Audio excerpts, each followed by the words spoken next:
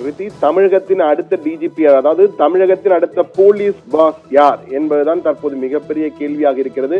என்றால் வருகின்ற 31ஆம் தேதியுடன் தற்போது டிஜிபியாக தமிழக காவல்துறையின் தலைவராக இருக்கக்கூடிய சங்கர் ஜிவால் ஓய்வு பெறுகிறார். எனவே புதிய டிஜிபி யார், தமிழகத்தின் போலீஸ் பாஸாக வரப்போவது யார்? அதாவது டிஜிபி அந்தஸ்தில், அதாவது டிஜிபி ரேங்கில் பலர் இருப்பார்கள். ஆனால் சட்டம் ஒழுங்கு டிஜிபியாக யார் வருகிறாரோ அவருடைய தலைமையின் கீழ் தான் ஒட்டுமொத்த காவல்துறையும் இருக்கும். அவர்தான் போலீஸ் பாஸாக அறியப்படுவார்.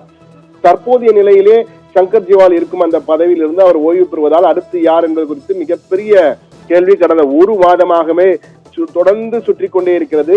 தற்போது காவல்துறை வட்டாரங்கள் நாம் பேசியதிலிருந்து நமக்கு பல முக்கிய தகவல்கள் கிடைத்திருக்கின்றன. பொதுவாக ஒரு டிஜிபியை தேர்வு செய்வதற்கு, ஒரு டிஜிபி ஓய்வு பெறுவதற்கு 3 மாதங்களுக்கு முன்பே அடுத்த டிஜிபியில் யார் இருக்கிறார்கள் சீனியர்கள் பட்டியலை எடுத்து 8 பேர் அல்லது 10 பேர் பட்டியலை மத்திய தேர்வு கமிட்டிக்கு அனுப்புவார்கள்.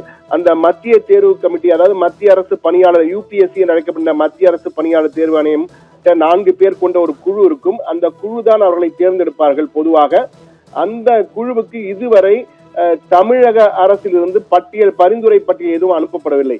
அந்த பட்டியல் அனுப்பினால் அதிலிருந்து 3 பேரை தேர்ந்தெடுத்து அனுப்புவார்கள். அதில் பல்வேறு நிபந்தனைகள் இருக்கின்றன. அந்த நிபந்தனைக்கு உட்பட்டு அந்த விதிகளை எல்லாம் யார் பூர்த்தி செய்வார் அந்த 3 பேரை தேர்ந்தெடுத்து அனுப்புவார்கள். அந்த 3 பேரில் ஒருவரை தமிழக அரசு தேர்வு செய்யும். இதுதான் பொதுவாக உச்ச நீதிமன்ற உத்தரவின்படி இதுதான் விதியாக அண்மை காலமாக பின்பற்றப்பட்டு வருகிறது.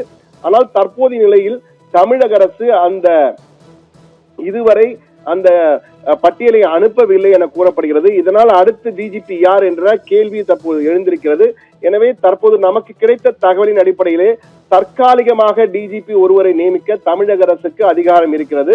அந்த அதிகாரத்தை பயன்படுத்தி தமிழக அரசு தற்காலிக டிஜிபியாக ஒருவரை நியமிக்க வாய்ப்பு இருக்கிறது என கூறப்படுகிறது. அந்த வாய்ப்பு வெங்கட்ராமன் IPS, தற்போது மூத்த அதிகாரிகள் ஒருவராக இருக்கும் வெங்கட்ராமன் IPSக்கு அந்த பொறுப்பு வழங்கப்படலாம் என்ற தகவல் நமக்கு கிடைத்திருக்கிறது. அது மட்டுமல்ல, பல்வேறு IPS அதிகாரிகள் ஏற்கனவே பெரிய பட்டியல் இருக்கிறது. அதிலே சீமா அகர்வால் ஆகப்போகிறார் என்று ஏற்கனவே கூறியிருந்தார்கள். ஆனால் தற்போதைய நிலையில் யார் அந்த பொறுப்புக்கு வரப்போகிறார் என்பதில் டிஜிபி அந்தஸ்தில் இருக்கும் தற்போது வெங்கட்ராமனுக்கு தான் அந்த வாய்ப்பு இருப்பதாக கூறப்படுகிறது. எனவே அவர் நாளையே பதவியேற்க வாய்ப்பு இருக்கிறது.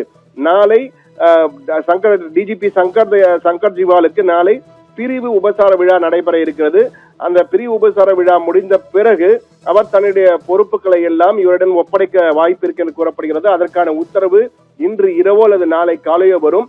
ஏனென்றால் வரும் 30ஆம் தேதி காலை தமிழக முதலமைச்சர் வெளிநாடுகளுக்கு சுற்றுப்பயணம் மேற்கொள்ள உள்ளார். எனவே அதற்குள்ளாக இந்த பதவியேற்பு நடைபெறும் என்று எதிர்பார்க்கப்படுகிறது. அதற்கான உத்தரவு இன்று இரவு அல்லது நாளை காலை பிறப்பிக்கப்படுவதற்கான வாய்ப்பு அதிகம் இருக்கிறது. எனவே தற்கால டிஜிபியாக அவர் குறிப்பிட்ட காலம் 6 மாதம் அல்லது ஓராண்டு காலம் அல்லது 2 ஆண்டு காலத்திற்கு இருக்கக்கூடிய வாய்ப்பு இருக்கிறது. அதற்கான அதிகாரம் தமிழக அரசுக்கு இருப்பதாக கூறப்படுகிறது.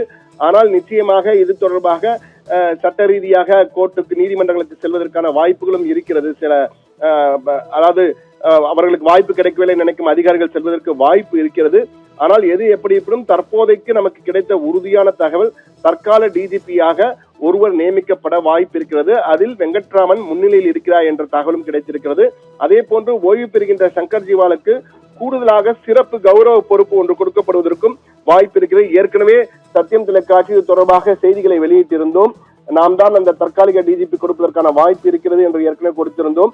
எனவே அந்த வகையில் தற்போது மீண்டும் உறுதியான தகவலால் இந்த தகவலை கொடுத்திருக்கிறோம். இன்று இரவு அல்லது நாளை காலை அந்த அதிகாரப்பூர்வ அறிவிப்பு வெளியாகும் என்று எதிர்பார்க்கலாம்.